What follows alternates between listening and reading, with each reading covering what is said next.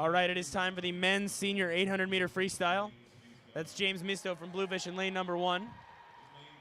In lane 2, that's Juan Carlos Castrillion from the Long Island Aquatic Club. In 3 is Will Hogenboom from the North Baltimore Aquatic Club. Top seed from Asphalt Green, Dylan Porges from Asphalt Green at 8:17.32. Josh Parent from Bluefish is in lane number 5. Dylan Ree from Asphalt Green is in 6. That's Billy Swartwood in lane 7 from Long Island, and that's Ty Lutz on the outside for Bluefish in lane number 8. I tell you, it's impressive to see a 14-year-old, four 14-year-olds, wow.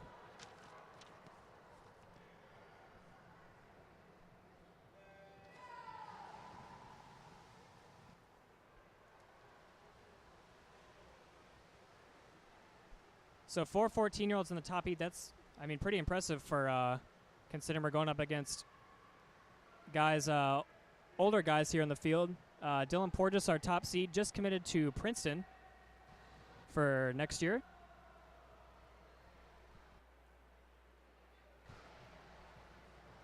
So this meet did have age group finals, time finals this afternoon, but swimmers had the option of entering only open events, which a lot of these 14-year-olds do to give them a chance to swim with the big dogs. Distance events, I don't know that they offer those for the 13, 14s separately, but so it's they have the choice. This is tougher. They have to swim in the morning, but that gives them a chance to swim at night. For all of the shorter events, there will be 3 heats swim at night per event, and however old you are, if you enter those events, you're eligible. If you swim in the afternoon, you are not eligible. Make sense? A little bit, yeah. I mean, it's a good experience for them to race guys older than them. It's always good to have someone to chase. For sure. No doubt about that one. But a good race developing early on between the top 7. Looks like everyone's kind of, I mean, we are still early on. We're only on approaching the 150 turn, but we got some good competition here in the middle. Hugenboom of North Baltimore and Porges in the middle. Looks like Porges, Hugenboom had the lead there, 132.45. Porges in second and Castrillon in third from Long Island. We'll see who can hang on the longest, just who's in the best aerobic shape right now. I mean, all these guys are probably dead tired. Yeah, if you're not in shape at this point in the season, then we really got a problem. But I think these guys are in shape. It's just a question of how much speed do you have right now when you've been working as hard as a lot of these guys have. Yeah, I mean, who knows how many of these guys train long course, especially this time of year when short course is really the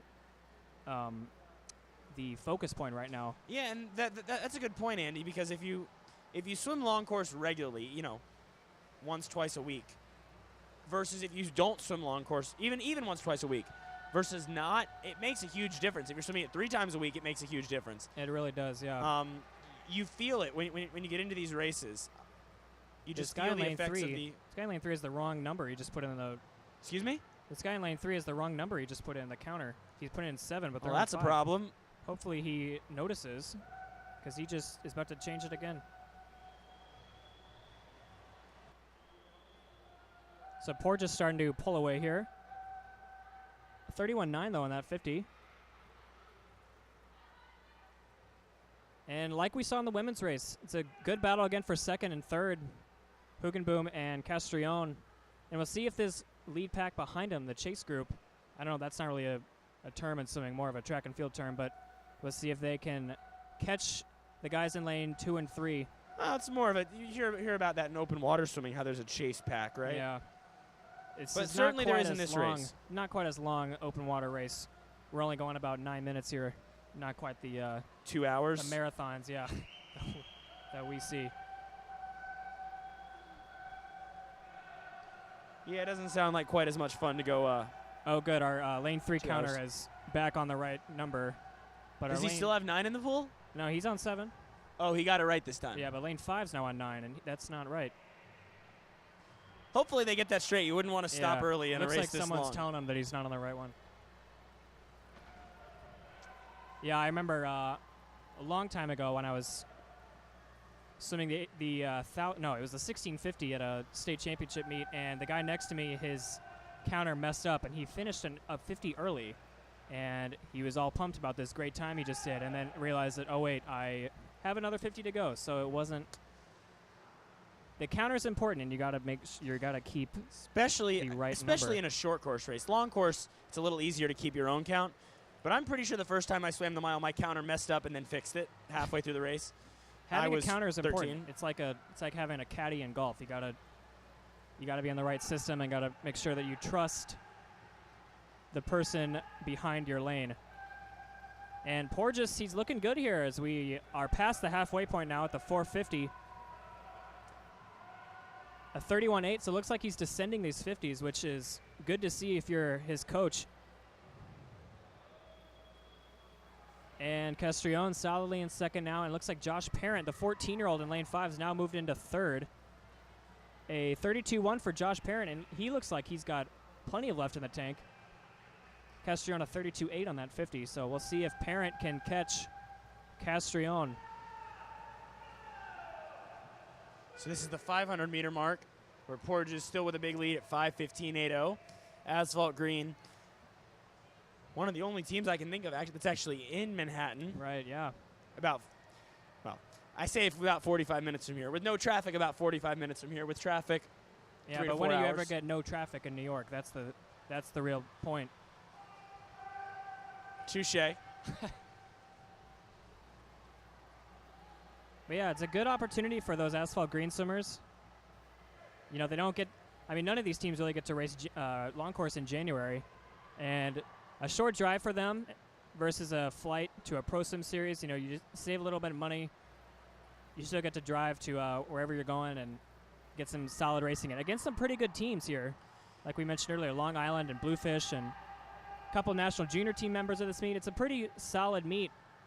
And it's a cool concept. Nowadays, we see these pro meets that are long course all year round. But back in the day, when Berkeley started this meet in the early 90s, this was a total outlier. So Right. it's cool to see the concept stuck. This is the 27th year they've had this meet. First year sponsored by Speedo. In the past, it was the Bergdorf Invitational, then the Sarah Vey Invitational. Last year there was no sponsor. But this thing has seemed to have stood the test of time, this concept.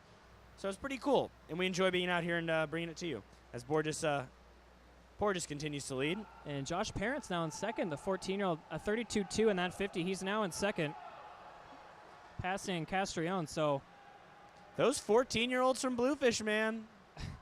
The other two aren't swimming quite as well in this race, although Lutz is having a nice race down at the bottom of your screen in lane 8. yeah, Porges looking good. We're approaching the 700, I believe, right? Yeah, 700. 8:12 is the trial cut. Doesn't look like he's going to get that. No. He was top 8 at Junior Nationals this summer, so he's definitely capable of getting that the next few years, and we'll see if he can improve while he's at Princeton next year.